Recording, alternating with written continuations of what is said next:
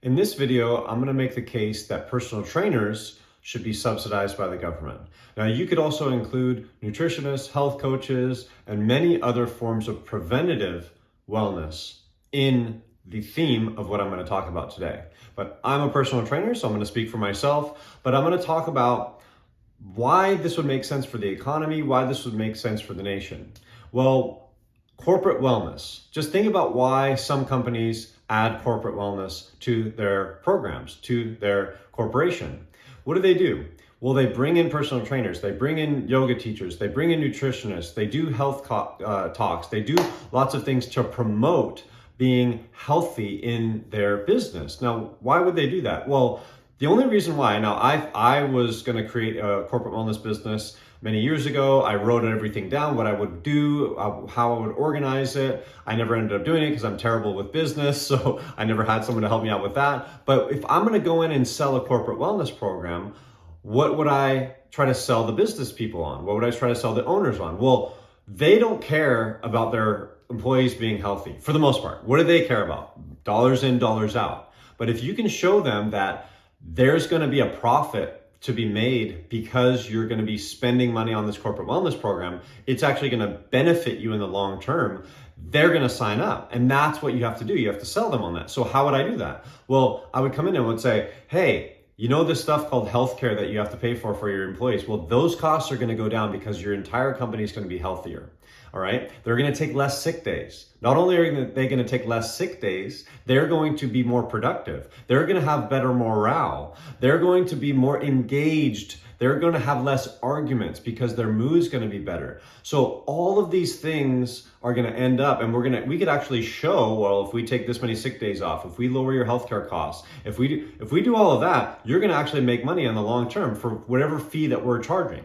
So when I say government subsidized, what do I mean? I mean, the government is going to pay or it's going to discount. If you wanted to use a personal trainer, it's either going to provide that for you, or it's going to, the government tax dollars, our tax dollars, are going to end up then being, giving you credit to use for personal training, or like I said, nutritionists or something like that. So how would this make sense for our nation? Why would I say the same thing to the government? And if you're watching, new administration, RFK, I'd love to be your health administrator of this program. What would I say? I would say, hey, we have this huge healthcare cost. I just made a video about, how we could solve this healthcare crisis, how that would then change the economy in general. But think about a healthier nation if we were on the front end. Instead of the back end dealing with disease, we were on the front end, getting kids involved in these programs, getting young adults involved in these programs before they ended up with diabetes,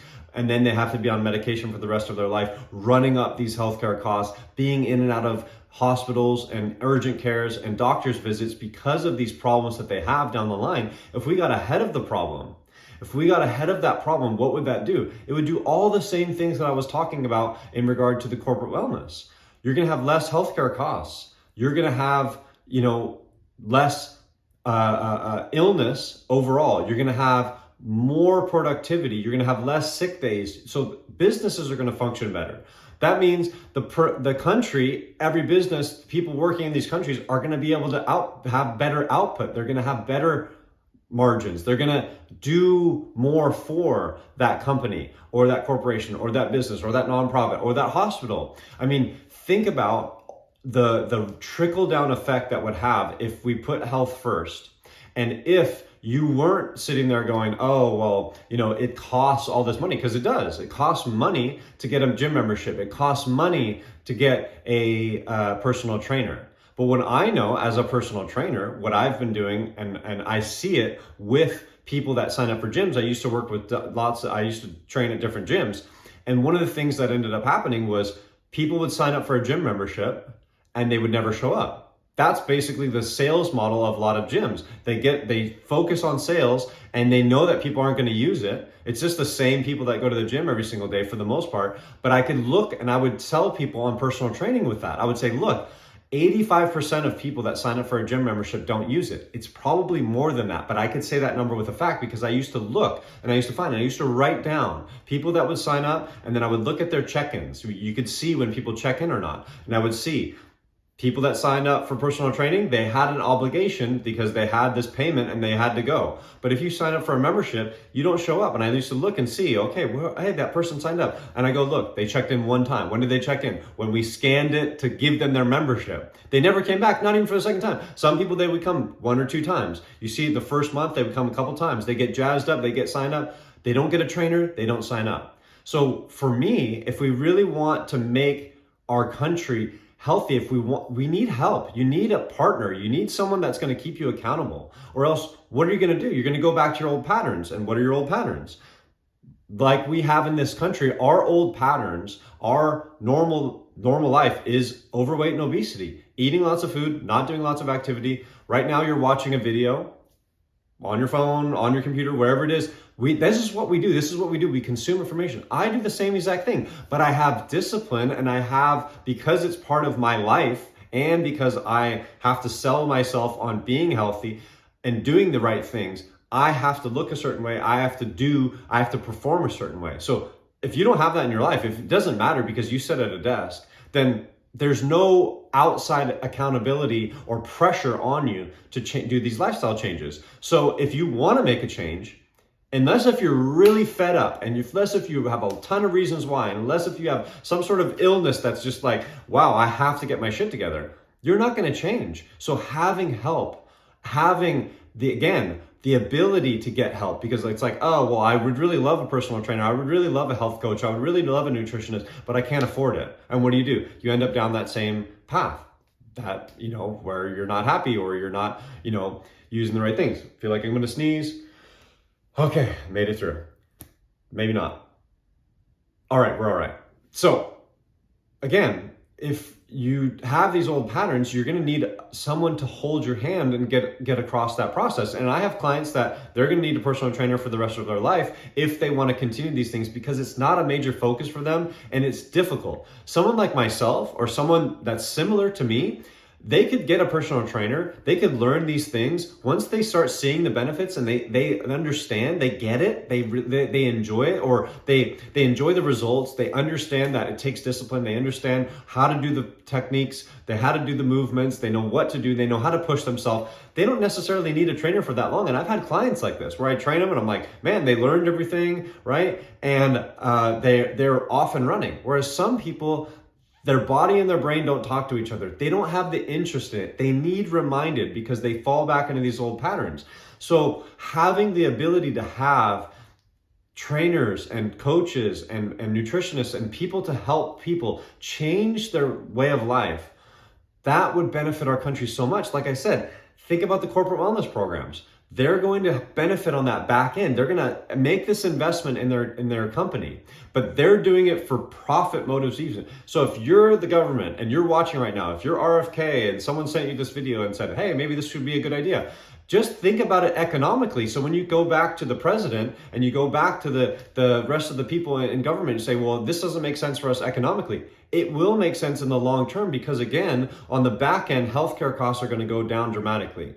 You're going to have pharmaceuticals, if you're not using them, people can't charge all this money for them because you're just not using them. They don't have you in a stranglehold. So with all of these different things that we use in this medical system, all the scans and the x-rays and all of the stuff that we use, those costs will start to trickle because people won't use them as much. You're going to still have them, but when we don't use them, we don't have to then, again, keep this money machine going, again, on the back end of not health, illness, sickness, disease, where people are going and using this program because they want to reverse whatever's going on. Well, if we stop it before it ever gets to that bad point, then what does that mean? Again, then we can translate that into more productivity. So not only do the healthcare costs go down, but then we get more productivity.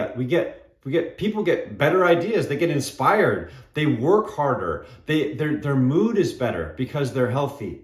So everything around them is better. Their job, their relationships, their community, their relationships with their kids. So imagine now you have someone who's in a position that can then help so many other people, like a teacher, right? Like a police officer. We've talked about this stuff. Imagine, a police officer that isn't snapping and shooting people. I mean, if people have these concerns about them, these certain people, hey, teachers, they don't teach, they're frustrated. Well, imagine they had more resilience to stress, more resilience to that frustration. They were able to look at situations and analyze them and deal with the whiny kids and whatever it might be. Or now then think about whiny kids. What if kids weren't as whiny because they were healthier? We had an emphasis. Instead of taking away sports and taking away physical education, we made that an emphasis, and kids got their energy out. So when they sat down to learn how to do their ABCs or how to do algebra or whatever it might be, they could focus. A lot of this ADD and ADHD stuff is because kids need to be moving around and they need to get that energy out and they need to be physically stimulated. They need to be in the sun. They need to be playing. And if we had a culture that was looking at it from the preventative side versus just give them Ritalin so that they can sit down, shut up, and pay attention.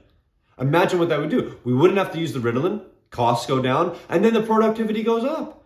The teacher's happier. Well, the teacher can deal with it because they're not as stressed, but then the kid isn't causing the stress in the first place. So we have this harmony going with it. And that's what health is all about. It's balance. Homeostasis is the body's balance system, making sure that we're at the right temperature, making sure our hormones are pumping, making sure that we're getting enough sleep. Our body likes balance. And if we can get back to that, imagine what that would do. So as a selfish plug for myself as being a personal trainer, I think that it would be such in the interest of the nation to have programs that people could use instead of getting food stamps and instead of getting, and corporations do this. They pay for gym memberships and they pay for, chiropractic visits and other sorts of things that are wellness based versus back end, hey, you have this disease and that they promote you getting in that. And if the nation did that, imagine what that would mean. If the nation said, hey, we emphasize health.